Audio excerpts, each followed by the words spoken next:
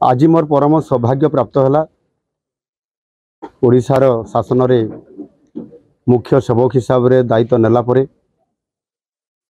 माँ ताराताणी दर्शन लाभ कली। ओडिशा किभली भाव आगामी दिन में नुआ ओडिशा गठन हब, समृद्ध ओडिशा हब, विकसित ओडिशा हब, लोकंकर दुख दूर हब, शांति विराजमान हब, ओडिशार विकास हब। माँ निकट में माँ ताराताणी निकट में प्रार्थना करछि एवं ओडिशार सब लोकंकर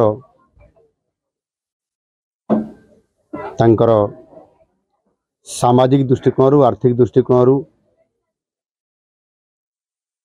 विकास हो एवं ओडिशार विकास हो ये कथा को लेकर मु माँ निकट प्रार्थना करछि। आज ये माँ पाखरे विभिन्न प्रकार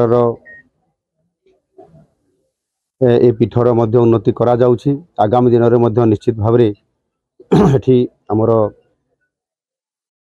जिला प्रशासन तरफ आमर एठी स्थानीय प्रतिनिधि मानकर जो दाबी अछि, मंदिर परिचालना कमिटीर जो सदस्य माने अछंती समस्त मतामत को लेकिन यहाँ आहुरी किभली एक ये देशर आदि शक्तिपीठ यह किभली भाव में आहुरी अधिक लोकप्रिय हम। सार देशरू श्रद्धालु माने आसिबे, भक्त माने आसिबे एवं एठी माँ ताराताणी दर्शन करके जीव।